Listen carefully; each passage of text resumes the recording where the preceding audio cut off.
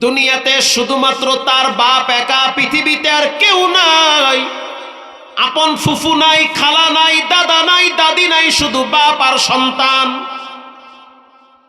অনেক দূরে একজন মালিকের গোয়াল ঘরে কাম করে, উটের পানি পান করায়। সকাল 10টায় যায়, আসরের সময় আবার বাসায় ফিরে আসে। প্রত্যেক দিন বাবাকে নিজের হাতে গোসল করায়। বাবার খেদমতের জন্য দুনিয়াতে কেউ নাই, শুধু সন্তান একা। সকালবেলা বাবারে গোসল করাইয়া নিজে চলে যায় কাজের জন্য। আবার বিকেলের টাইমে আইসা বাবার পায়খানা প্রস্রাবের খাতা নিজের হাতে সাফ করে। এই ডিউটি প্রতিনিয়ত তার চলতেছে। প্রত্যেকটা দিন বাবার খেদমতে নিয়োজিত থাকে। মা বাবা হলো অমূল্য সম্পদ, যাদের আছে খেদমত করেন, যাদের নাই দোয়া করেন। ঠিক না বেঠিক? যাদের বেঁচে আছে কপালে চুমা দেন। সম্মান যদি চান মায়ের খেদমত করেন, ইজ্জত যদি চান তাহলে মায়ের খেদমত করেন। যদি আপনি মনে করেন যে আমি সম্মানের সহিত বাঁচতে চাই, তো মায়ের খেদমত করেন। মা যদি পাগল হয়, আপনি পাগল হইয়েন না। মা যদি ব্যবহার খারাপ করে, সাবধান, আপনি খারাপ করিয়েন না। মা যদি উল্টাটাও বুঝে, খবরদার, আপনি সিধা বুঝতে গিয়া ধমক দিয়েন না। আব্বা যদি বেলাইনেও যায়, খবরদার, আপনি বেলাইনে যায়েন না। আব্বা আম্মা যাদের বেঁচে আছে, তারা যেন মনে করে তাদের জন্য 2টা জান্নাত ঘরে আছে। যার আব্বা আম্মা বেঁচে আছে, সে যেন মনে করে দোয়ার 2টা দরওয়াজা খুলে আছে। আব্বা আম্মা যাদের নাই, তারা গোপনে গোপনে কাঁদবেন আর বলবেন, রব্বির হামহুমা কামা রব্বায়ানি সগীরা। ও ভাই, যদি সম্মান চান মায়ের পায়ের কাছে যান, যদি ইজ্জত চান তো মায়ের পায়ের কাছে যান। দুনিয়ার ভিতরে স্বার্থ ছাড়া কেউ কাজও করে না, কথাও বলে না। ওই যে আপনার আব্বা বিনা স্বার্থে জীবন যৌবন সব আপনার জন্য শেষ করছে। আজকে আপনার ঘরে খাট ফার্নিচারের অভাব নাই, অথচ এমন একটা দিন ছিল যেই দিন আপনার ঘরে মানুষ বসবাসের উপযুক্ত ছিল না। ভাঙ্গা টিমের ঘর, খাবারের জন্য আপনার মা আর এক বাড়ির থেকে ফ্যান আইনা খাওয়াইতো। আপনার আব্বা সারাদিন পরিশ্রম করে ঘামে ভিজানো জামাটা নিয়ে ঘরে যাইতো। পরে আপনার চেহারাটা দেখলে বাবার সারাদিনের কষ্ট ভুলে যেত।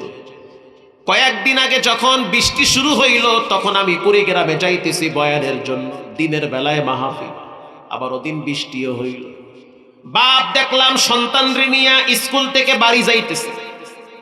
বৃষ্টি শুরু হয়ে গেছে, তাকায় দেখলাম বাবার নিজের শরীরের শার্ট খুইলা সন্তানের মাথায় দিছে। বাচ্চাটা বলতে আছে, আব্বু তুমি ভিজবা। বলে, আমি ভিজলে কিচ্ছু হবে না, তুমি ভিজলে তো স্কুল কামাই যাবে। আমার জ্বর আসলে অসুবিধা নাই, তোমার জ্বর আসলে তো তুমি বাচ্চা মানুষ সইতে পারবা না। পৃথিবীর কোন বন্ধু আছে জামা খুইলা আপনার মাথায় দিয়া নিজে কষ্ট করো? অবাক হয়ে গেলাম, সন্তান পিছলা রাস্তায় হাঁটতে পারে না। বাবার দিকে তাকায় দেখলাম সন্তানের পায়ের জুতা মাথায় নিয়ে হাঁটি। তখন বুঝলাম বাপ নামের ছায়াটা যার মাথার উপরে নাই, সে বুঝে কত বড় ছায়া হারায় ফেলাইছি। যার আব্বা ঘরে আছে, সে যেন মনে করে জান্নাতটা ঘরে আছে। অসুস্থ হইলেও যেন মনে করে শক্ত একটা মানুষ ঘরে আছে। মা যদি অসুস্থ হয়, তারপরেও মনে করবেন আপনার জান্নাত, আপনার সফলতা, আপনার শান্তি সব ঘরে আছে। যুবক প্রতিদিন সকালবেলা মা বাবার খেদমত করে চলে যায় ডিউটির জন্য। জুমার দিন তো হাত পায়ের নখ কাটা সুন্নত। কিতাবে আসছে যুবক বাবার নখ কাটতেছে বসে বসে। বাবার নখ কাটার পর বাবার মাথায় জাইতুনের তেল লাগায় দেয়। মা বাবা তো বেশি খেদমত লাগে না, একটু করলেই মা বাবা খুশি হয়ে যায়। আপনার স্ত্রীর যেই চাহিদা, ওই চাহিদা কি আপনার মায়ের আছে? আছে? নাই। আপনার সন্তানদের যেই চাহিদা, ওই চাহিদা তো আপনার মা বাবার নাই। সন্তানকে যত দিবেন ততই লাগে, মা বাবারে বেশি দেওয়া লাগে না, একটু দিলেই তাদের মন ভরে যায়। যুবক প্রতিদিন কাজের জন্য বের হয়, জুমার দিন বসে বসে পায়ের নখ হাতের নখ কাইটা ফেলায়। বাবায় আবেগে আবৃত হয়ে বলল, সন্তান, আমার মনটা চায় পবিত্র জুমার দিন, সাইয়্যিদুল আইয়াম ইয়াউমুল জুমা, জুমার দিন নাকি আল্লাহর কাছে বান্দার দোয়া কবুল হয়। আল্লাহর নবী বলছে, বাপ যদি সন্তানের জন্য দোয়া করে সেই দোয়াও নাকি আল্লাহ ফিরাইয়া দেয় না। আমি তোমার প্রতি সন্তুষ্ট আছি, বলো তোমার জন্য আমি কি দোয়াটা করতে পারি। আব্বাই কইতেছে, সন্তান বলতে আছে, আব্বা আপনি আমার জন্য দুইটা দোয়া করেন। এক নম্বরে আপনি আমার জন্য দোয়া করেন যেন রব আমাকে ঈমানের সহিত মরণ দেয়। সুবহানাল্লাহ জোরে বলেন। এর চেয়ে বড় দোয়া আর কি থাকতে পারে? আব্বা জান খাইলেও দিন যায়, না খাইলেও দিন যায়, অসুস্থ হয়ে বিছানায় পড়লে দিন যায়, আবার সুস্থ থাকলেও মানুষের রাত দিন কেটে যায়, কিন্তু ঈমান হারা হয়া কবরে গেলে রাতও কাটবে না, দিনও কাটবে না। দোয়া করেন যেন রব্বুল আলামিন আমার ঈমান দিয়া কবরে নেয়। দুই নম্বরের দোয়াটা করবেন, রব যেন আমার প্রতি সন্তুষ্ট হয়ে দুইটা জান্নাতের মালিক বানায়। এবার বাবায় দুইটা হাত তুইলা দোয়া করতেছে, বুড়া মানুষ বাচ্চাদের মতো হয়ে গেছে, দুইটা হাত তুইলা দোয়া করতে আছে, মালিক আমার সন্তানকে যেদিন মরণ দিবা সেদিন ঈমানের সহিত মৃত্যু দিও। ছেলে তো বাবার পিছনে দাঁড়ায়া মাথায় তেল লাগায়া চিরুনি করতেছে, আর সন্তান বলতে আছে আমিন। এবার বাবা আবার বলতে আছে, রব্বুল আলামিন আপনি আমার সন্তানকে দুইটা জান্নাতের মালিক বানান। সন্তান হাসতেছে আর বলতে আছে আমিন। দোয়া শেষ হয়ে গেল, ছেলে বাবারে বলতে আছে, আব্বা জান যে দোয়াটা করলেন এটা কি কবুল হবে? বাপ ধমক দিয়া বলল, সাবধান, এমন কথা বলবা না। মুমিনের কোন দোয়া রব্বুল আলামিন ফিরায়া দেয় না। মুমিনের দোয়া রব্বুল আলামিন কখনোই ফিরায়া দিতে পারে না। আর তুমি না আমার সন্তান, নবীজি বলছে মা বাবার পায়ের নিচে সন্তানের জন্য জান্নাত। অতএব আমি দোয়া করছি, নিঃসন্দেহে রব আমার দোয়া শুনছে। হাদিসের কিতাবে আসছে, যুবক প্রত্যেক দিন যখন কাজে যাইত, কিছু দূর যাওয়ার পরে একজন সুন্দরী সুশ্রী রমণী যুবককে বারবার ডিস্টার্ব করত, বারবার বলতো, যুবক আমার মনে চায় তোমার সাথে আমি পার্সোনাল সময় কাটাই। যুবক প্রতিদিন বলে, ইন্নী আখাফুল্লাহ, আমি একজন রে সবচেয়ে বেশি ভয় পাই। চিৎকার মেরে বলেন, তিনি হলেন কে? বলার সাথে সাথে মেয়েটা ভয় পায়, চলে যায়। একদিন আর দুই দিন না, কয়েকবার যুবকের রাস্তা আটকায় ফেলাইছে। যুবক, আমরা বধূ মানুষ, বধূ মানি পাহাড়ি অঞ্চলে থাকি, সম্ভ্রান্ত ফ্যামিলির সন্তান। তোমার চরিত্র, তোমার আদর্শ, তোমার সৌন্দর্য আমাকে মুগ্ধ করেছে, আমি চাই তোমার সাথে পার্সোনাল সময় কাটাইতে।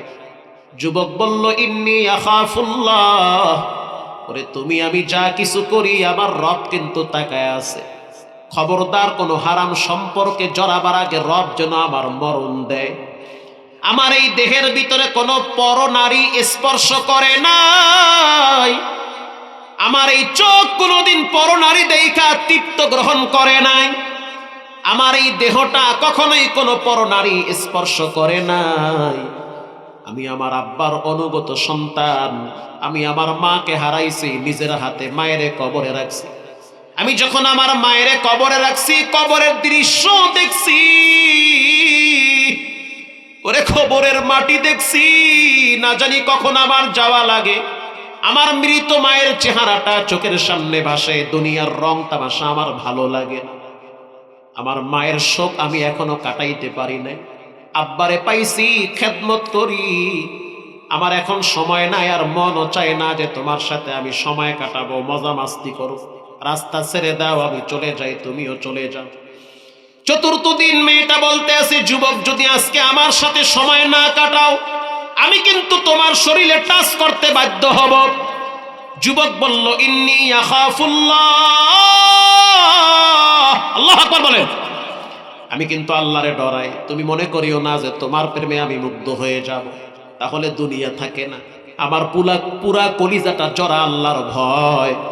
আমার মৃত মায়ের চেহারা আমার চোখের সামনে ভাসে, অসুস্থ বাবা আমার ঘরের ভিতরে, রং তামাশা আমার জীবনে এখন ভালো লাগে না।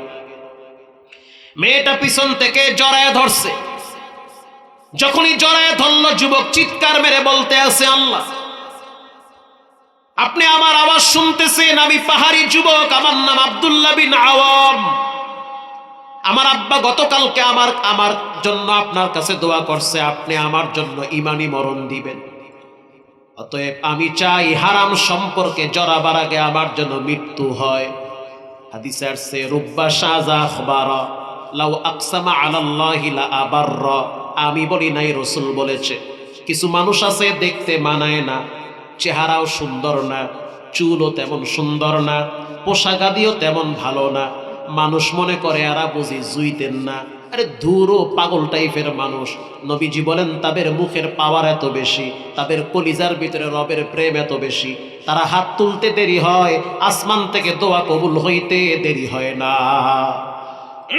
আরো জোরে সুবহানাল্লাহ। দেখতে মানায় না, কিন্তু তাদের কলিজা ভরা একজনের ভয়, তিনি হলেন কে? রব্বুল আলামিন। আপনি আমার মরণ দেন, আল্লাহর ফয়সালা। আজরাইল পাঠায়া দিল, শরীরের ভিতরে জ্বর চলে আসছে। জ্বরের কারণে মেয়েটা ছাইরা দিছে ডরে। যাও, হাত কাঁপতেছে, পা কাঁপতেছে। যুবক ওখানে পড়ে গেল পাহাড়ি অঞ্চলের পাথরের উপরে। এখানে যারা আছেন সবাই তো মৃত্যু হবে। কার মৃত্যু ঘরে, কার মৃত্যু বাহিরে, কার মৃত্যু বাসে, কার মৃত্যু হুন্ডায়, কেউ জানে না। জানেন কে? ঢলে পড়ে গেল, চেহারাটা বাইতুল্লাহর দিকে ফিরাইল, চোখের পানি ছেড়ে কালেমা পড়তে পড়তে শেষ নিঃশ্বাস ত্যাগ করলো।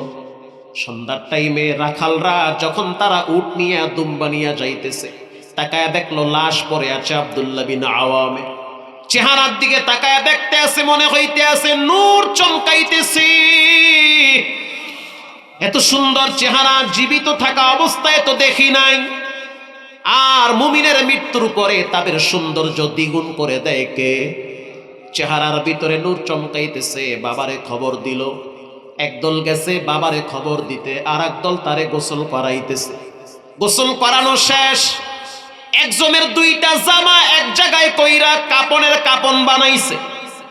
বাবায় যখন বাড়ির থেকে চাদর ঘাড়ে নিয়ে সন্তানের কাছে আসলো, সন্তানের কাছে আসার আগে তার বন্ধুরা বাবারে বলল যে চাচা একটা কথা বলি, রাগ করবেন না। না বাবা বলো। আচ্ছা, আমি যদি আপনার কাছে কিছু রাখি, ওটা কি আপনার নাকি? বলে না, তোমার। কেন? বলে তুমি রাখছো। তাহলে আপনার কাছে কেন রাখছি? বলে এটা আমানত। ঠিক না বেঠিক? আব্দুল্লাহ বিন আমর, এটা কি আল্লাহ আপনারে দিছে? কেমনে দিছে? বলে আমানত হিসাবে দিছে। আল্লাহর মাল যদি আল্লাহ নিয়ে যায় তাহলে মনে কষ্ট আছে? বলে কোনো কষ্ট নাই। এবার কানের কাছে মুখটা লাগায় বলল, চাচা আপনার সন্তান মারা গেছে। বলার সাথে সাথে মুরব্বী চোখের পানি ছেড়ে কান্না শুরু করছে। কি শুনাইলা? আমি তো জানি আমার সন্তান আমার লাশ নিয়ে কবরে নামবে। আমি অসুস্থ মানুষ, প্রতিদিন আমার সন্তান আমার খেদমত করে। আমি তো জানি আমার সন্তানের ঘরে আমার লাশ থাকবে। চলেন চাচা আপনার সন্তানের জানাজায়। পাহাড়ি অঞ্চলে চলে গেল, জানাজা হয়ে গেছে, লাশ কবরে নামাইবে। সবাই বলতে আছে বাপ আপনি নামবেন না। মুরব্বী বলতে আছে আমি নামবো, কারণ আমার সন্তান, আমার মনে চায় লাশটারে আমার নামাইতে। মুরব্বী লাশ নিয়ে কবরে একা তো নামতে পারে না, সে আগে নামলো, বাকি তিনজন পরে নামছে। লাশ কবরে রাখার পর মুরব্বী চিৎকার মেরে বলতে আছে, আরশের মালিক আল্লাহ, আপনি দেখতেছেন একজন বাপ তার সন্তানরে কবরে রাখতেছে, আর এই সন্তানের উপরে আমি আব্বা খুশি। আপনি আমার সন্তানটারে আযাব দিবেন না, শাস্তি দিবেন না, কবরের দুই পাশের মাটির চাপ দিবেন না। রাসূল বলেছেন দুই পাশের মাটি চাপ দেওয়া হয়। আমার সন্তানটাকে চাপ দিবেন না, শাস্তি দিয়েন না। আমি ওর বাপ, আমার দাড়ি পাইকে গেছে, আমি আমার সন্তানটাকে বড় আদর করে বড় বানাইছি, কবরে ফালায় রাখছি, আপনার জিম্মায় দিয়ে দিছি, আপনি রাগ কইরা শাস্তি দিবেন না। আবেগ ভরা কণ্ঠে বলতে আছে, আল্লাহ আমার সন্তানের যদি কোনো পাপ থাকে, পাপের গাঁটটি আমার মাথায় দেন, আবার নেকি আমার সন্তানকে দেন। বুড়া মানুষ, বাবা অজর দ্বারায় কাঁদে, বাপ তো বাপই, বাপের কোনো তুলনা হয় না। এবার লাশ দাফন হওয়ার পর চলে গেল হযরত ওমর রাদিয়াল্লাহু তাআলা আনহু পিছনে নামাজ আদায় করতে। 2-3 জন যুবককে বলল, আমার ধৈরা ওমরের পিছনে নিয়ে যাও। ধৈরা নিয়ে গেছে ওমরের পিছনে। ফজরের ওয়াক্ত হয়ে গেছে, হযরত ওমর ইমামতির মুসল্লায় দাঁড়ায় রইছে। প্রথম রাকাতে তেলাওয়াত করলো সূরা কাহাফ, দ্বিতীয় রাকাতে তেলাওয়াত করলো সূরা হুমাজা।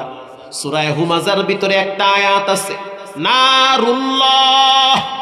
নারুল্লাহ মানে আল্লাহর আগুন। আল্লাহ বলেন আমার আগুন। জানো আমার আগুনের পাওয়ার কত? আল্লাতী তাত্তালিউ আলাল আফইদা, শরীরের যে কোনো অঙ্গে লাগলে কলিজা পর্যন্ত গুনাহ হয়ে যায়। এই আয়াত পড়তেছে বাবা, এত আরবি মানুষ, ভাষা বুঝে, তরজমা বুঝে, তাফসীর বুঝে, আরবি অর্থ বুঝে। পিছনে দাঁড়ায় দাঁড়ায় অজুর ধারায় কাঁদতেছে। নামাজ শেষ হওয়ার পর কপালটারে খেজুর গাছের সাথে ঠেকাইয়া বাচ্চাদের মতো ফুফায় কাঁদে। হযরত ওমর ইমামতির মুসাল্লা সাইরা দিয়া পিছনে চলে গেল। পিছনে গিয়া দেখতে আছে কে কাঁদে। তাকায়া দেখলো একজন মুরব্বী অজুর ধারায় কাঁদে। হযরত ওমর প্রশ্ন করলো, কি হয়েছে, কেন কাঁদেন? মুরব্বী বলতে আছে, আমিরুল মুমিনিন, আমার সন্তানটারে আমি নিজের হাতে কবরে রাখছি। ওরে সন্তানের লাশ কবরে রাখতে কি যে কষ্ট, আমি বাপ সহ্য করতে পারি না। রব যেন আমার সন্তানটারে মাফ করে, বড় ভয় লাগে, না জানি কবরে জাহান্নামের আগুন দিয়ে ভরে দেওয়া হয়। হযরত ওমর রাদিয়াল্লাহু তাআলা আনহু বলল, আরে তোমার সন্তানকে তো আমি চিনি, তার নাম কি আব্দুল্লাহ বিন আওয়াম? বলে জি। তা আমারে কেন বললা না? তোমার ছেলের জানাজায় আমি উপস্থিত হইতাম। মুরব্বী বলতে আছে, আমিরুল মুমিনিন সত্য করে বলেন। বুড়া মানুষ বাচ্চাদের মতো কথা বলে। সত্য করে বলেন, আমার ছেলের জানাজায় কি আপনি আসতেন? হযরত ওমর বলে, ওয়াল্লাহি, আল্লাহর শপথ, আমি তোমার সন্তানের জানাজায় আসতাম।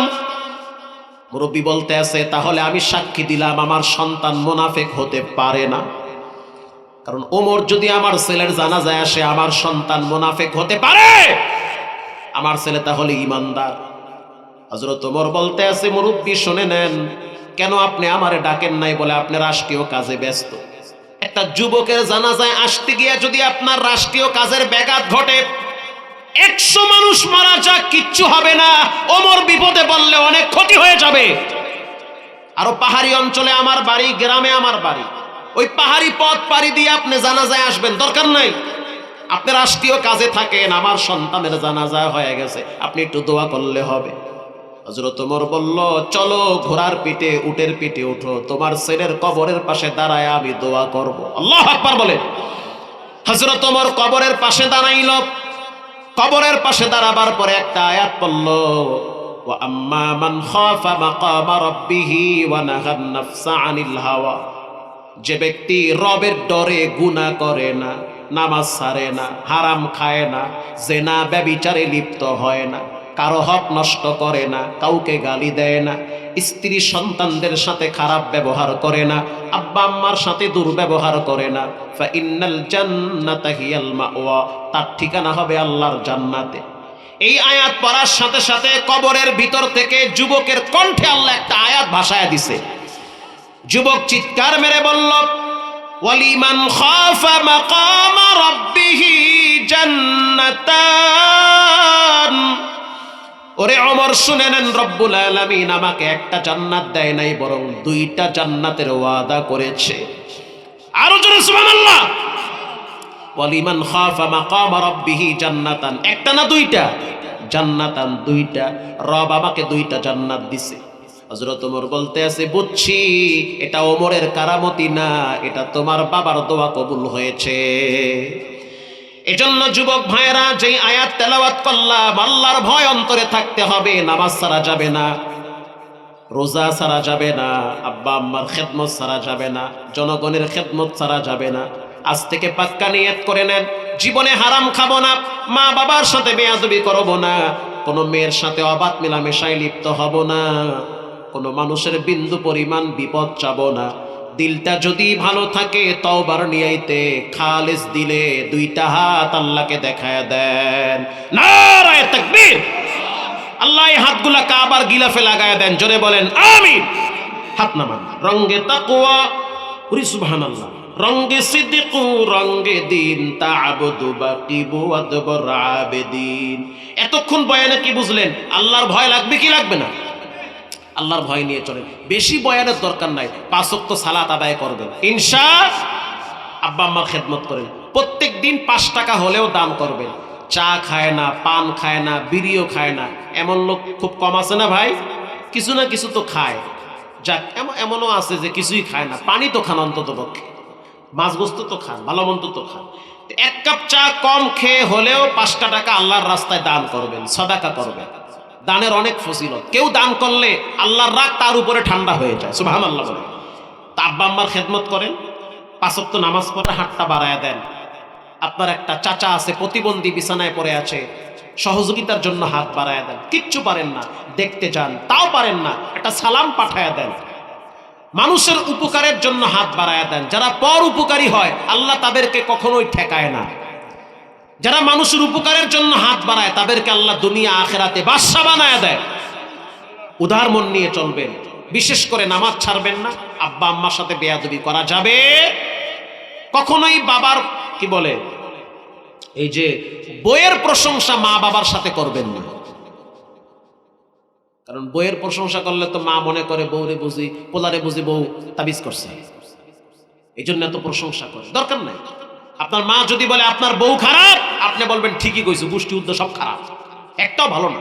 এদিকে বউরে কইবেন তুমি মনে কিছু করো না, একটু পাম মারছি মায়েরে, 280 ডিম খাওয়াইয়া বউরে ঠিক রাখেন, নাহলে কিন্তু ঘরের ভিতরে গ্যাজাম লাগবে আমার। যার সম্মান তার জায়গায় ঠিক রাখতে হবে, ঠিক না বে ঠিক? আল্লাহ তাআলা আমাদের সকলকে এই কথাগুলোর উপরে আমল করার তৌফিক দান করেন, বলেন আমিন।